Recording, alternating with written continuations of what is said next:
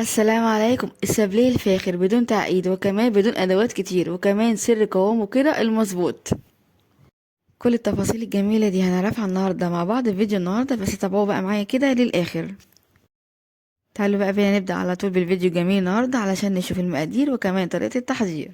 في البدايه بقى كده ما ننساش نحط اللايك الجميل للفيديو وكمان الشير والمشاركه ليه علشان هو فعلا بجد يستاهل. تعالوا بينا نبدا. هنسمي الله. وفي البداية بقى زي ما اتفقنا مع بعض ان السابليه النهاردة اقتصادي كده على الاخر، لان النهاردة هنعمله كده بالسمنة مش بالزبدة. بس النتيجة بقى يا جماعة ما شاء الله هتكون مرضية جدا ليكم. معي هنا طبق عميق اضيف فيه معي هنا 150 جرام من السمنة الساقعة، يعني مخرجاها كده من التلاجة قبلها بوقت. اهم حاجة تكون ساقعة معانا بالشكل ده. هضيف عليها كده 125 جرام من السكر البودر الناعم، يعني حوالي كده كوباية الا ربع. بعد ما اضيف بقى كده السمنة والسكر مع بعض هضربهم مع بعض كويس جدا حوالي 5 دقايق لحد ما نوصل للقوام ده، لون فاتح وكمان قوام كريمي. في التوقيت ده كده وقفت المضرب بتاعي وبدأت كده ألم الجوانب بتاعتي في الاسباتشولا علشان أتأكد بقى المكونات أو السكر والسمنة اتضربوا مع بعض كويس جدا. هكمل فيهم ضرب كمان حوالي كده دقيقتين.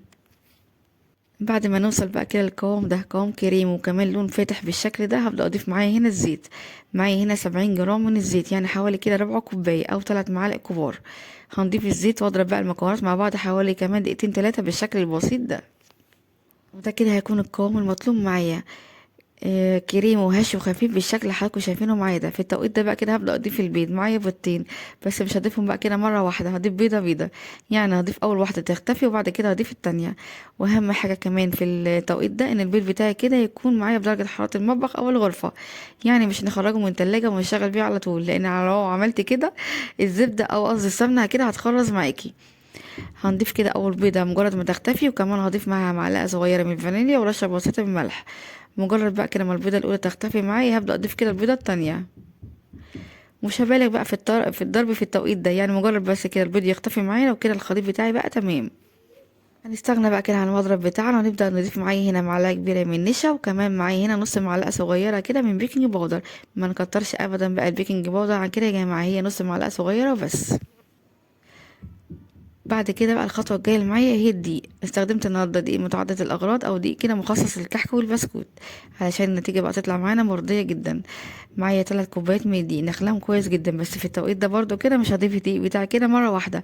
هضيف كده حوالي كده 3 كوبايات إلا ربع، وأشيل الربع كده على جنب. اول ما اضيف الدقيق بتاعي بقى كده اجيب معلقه اسباتي واقلب الخليط كده من فوق لتحت. انا مجرد هنا يا جماعه في التوقيت ده كده بقلب مش بعجن، علشان بقى البسكوته تطلع معايا كده هشه وخفيفه جدا على الاخر.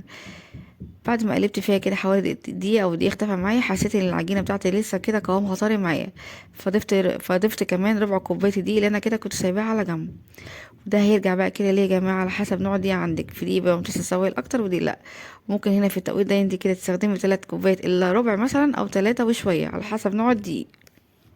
بدأت بقى كده في التوقيت ده استغنى عن معلقة واستخدم ايدي كده في التقليب علشان احس بملمس وقوام العجينة بتاعتي كده كويس جدا. انا هنا مجرد بقلب كده بايدي او بصوابع مش بعجن، علشان بس كده العجينه بتاعتي تطلع معايا طريه وملمسها يكون ناعم وكمان البسكوته تطلع هشه وخفيفه جدا. بعد ما لمينا العجينه بتاعتنا وبقت معانا بالقوام ده ما شاء الله، هبدا اقسمها بقى كده جزئين متساويين، لان هعمل جزء ابيض او جزء والجزء التاني كده بالشوكولاته او هضيف عليه كاكاو. اخدت جزء كده من العجينه وبدات اضيف عليه كده معلقه كبيره، معلقه ونص من الكاكاو. الكاكاو هنا يا جماعه كاكاو خام بدون سكر. هفضل اقلب بقى كده العجينه مع كاكاو لحد ما يختفي معايا تماما بالشكل ده. وده كده هيكون ملمس وقوام العجينه معايا ما شاء الله، ملمسها طري وناعم بالشكل ده وكمان مش بيتلزق في الايد. تعالوا بقى كده معايا شوف الخطوه الجايه هتكون عباره عن ايه. اخدت بقى كده جزء من العجين اللي هو الجزء بقى الابيض، بدات افرده كده معايا بالشكل ده. هنفرده بقى كده في سمك 1 سنتي علشان بقى البسكوته يطلع معايا حجمها معايا ولا يكون سميك قوي ولا رفيع قوي. هنجيب بقى كده اي قطعه موجوده عندنا ونبدا كده نستخدمها في التشكيل. انا استخدمت النهارده القطعه دي وحبيت الشكل كده معايا يكون موحد، يعني ما حبيتش كده اغير في الاشكال او اكتر فيهم. حبيت كده الموضوع يكون معانا بسيط علشان اي حد كده يقدر يعمله في البيت بكل سهوله. ومش شرط بقى الشكل اللي يكون معايا ده، ممكن نستخدم اي شكل موجود عندنا سواء مدور او مربع او اي حاجه موجوده عندك. وطبعا عشان الموضوع يكون سهل عليا اكتر واكتر فردت العجينه كده معايا بين كيسين تلاجة، علشان لما نيجي كده ناخد القطعه معانا ناخدها معانا بكل سهوله بالشكل ده. كيس التلاجة هيسهل عليكي كتير. ده كده هيكون شكل البسكوتة معانا ما شاء الله. السمك يجي هنا حوالي كده 1 سنتي، والسمك هنا يا جماعة مناسب جدا. هبدأ بقى كده اخرجهم من العجينة كده معايا بكل سهولة بمساعدة الكيس. هيكون بقى كده جنبي صاج او صينية دهنها حاجة بسيطة كده من السمنة او الزبدة، وابدأ ارصهم فيها، وده كده هيكون شكلهم معايا.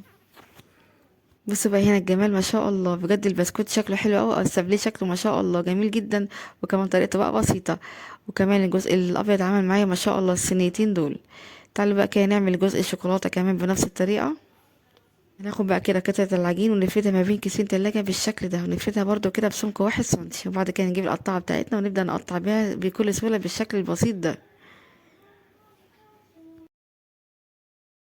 هيكون برضو جنبنا صينية دهننا حاجة بسيطة من السمنة أو الزبدة، ونبدأ نرص فيها كده البسكوت بتاعنا. بصوا هنا علشان الكيس معانا استخدمناه كده في الفرد، فسهل علينا عملية كده اللي احنا ننقل البسكوتة معانا كده بكل سهولة. ده كده هيكون شكل البسكوت الشوكولاتة أو البسكوت بالكاكاو ما شاء الله. نفس الكلام عمل برضه معايا كده صينيتين كبار بالحجم ده. الكمية يا جماعة ما شاء الله بجد موفرة جدا. بعد ما شكلنا بقى كده كل كمية البسكوت الموجودة معانا، هنبدأ بقى كده نسويه على طول. هنسويه النهارده كده في فرن ساخن مسبقا على درجة حرارة 180، ونحط الصينية بتاعتنا كده في الرف الأوسط، وهنكون مشغلين النار من تحت بس. وقت التسوية بقى هيكون كده من 15 ل25 دقيقة، ومش هياخد وقت معاكي كده في الفرن لو سمكه كده رفيع. أو بقى كده بنلاقي الجوانب بتاعتنا بدأت تحمر وتاخد لون، هنطفي النار من تحت ونشغل كده الشواية عليه كده حوالي دقيقتين 3. بس في الخطوة دي بقى ناخد بالنا منه كويس جدا علشان ما يخش معاكي لون بالزيادة. وبعد كده تبدأي تطلعيه ويبقى معاكي بالجمال ده كله ما شاء الله. واخد بقى كده معايا لون ذهبي كده من فوق وتحت جميل جدا. وطبعا بسكوت الشوكولاتة ضفت معاه كده واحدة من بسكوت الأبيض علشان كده أعرف درجة التسوية بتاعته.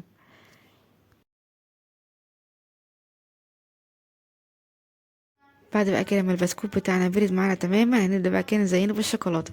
معايا بقى هنا شوكولاتة كده سيحتها كده على حمام ماء أو بخار مية. ممكن تدخليها برضه الميكرويف كده حوالي 3 ثواني، مش هتاخد وقت معاكي خالص.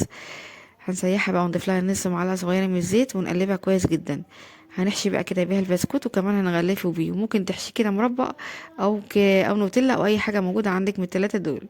المهم ان احنا كده هناخد كل بسكوتين ونقفلهم على بعض بالطريقه البسيطه دي. وبعد كده بقى نبدا نغلفها بالشوكولاته، سواء بقى بهي شوكولاته البني او الابيض. انا استخدمت النهارده في كل البسكوت بتاعي الشوكولاته البني، طعمها مميز قوي مع البسكوت. طريقه التزيين بقى هنا هتكون على حسب راحتك وكمان اللي متوفر عندك. بس انا حبيت بقى كده ابسط الموضوع النهارده على الاخر علشان كلنا كده نعمله في البيت بكل سهوله، بدون بقى كده اي تعقيدات خالص، وكمان الادوات مش كتير. يعني كان عندي كده شوكولاته فارماسيل، وكمان كان عندي جوز هند وشوكولاته بيضه. اللي موجود عندي استخدمته ان انا ازين بيه، وكمان حبات السكر الفضي دي. كل ده كان اللي المتوفر عندي، بدأت كده استخدمه في التزيين البسكوت بتاعي. يعني اي حاجه متوفره عندك في البيت استخدمها، وكمان ينفع جدا مكسرات او جوز هند لوحده. بصوا الجمال ما شاء الله. شكلي بقى وزيني بالطريقة كده المتاحة ليكي. وبكده يكون عملنا مع بعض النهاردة أحلى وأجمل وأسهل وأبسط كده صابري، سهل وبسيط جدا، وكمان مقاديره بقى كده مش كتير، وكمان بقى اقتصادي كده على الآخر. بس عملت حاجة جميلة جدا، كفاية ان انت عاملاها في البيت كده وضامنة جودتها، وكمان المكونات اللي انت ضايفاها فيها. يلا بقى كده بسرعة جربوا بنفس الطريقة نفس الخطوات، وإن شاء الله يطلع معاكم ناجح من أول مرة. أسيب بقى كده كل مكونات الوصفة موجودة في الوصف تحت الفيديو، بالهنا والشفا مقدما اللي كلها يجربها. وبكده فيديو النهارده هيكون خلص معاكم. اتمنى بجد الفيديو يكون عجبكم واستفدت منه. لو عجبك كده فيديو النهارده وصفه النهارده، ما ننساش اللايك والشير للفيديو ده كده على طول، علشان هو فعلا بجد يستاهل. وكمان الاشتراك في القناه لسه مش مشتركين، وتفعيل زر الجرس علشان يوصلكوا بقى كده كل اشعار جديد. اشوفكم على خير ان شاء الله في فيديو جديد. مع السلامه.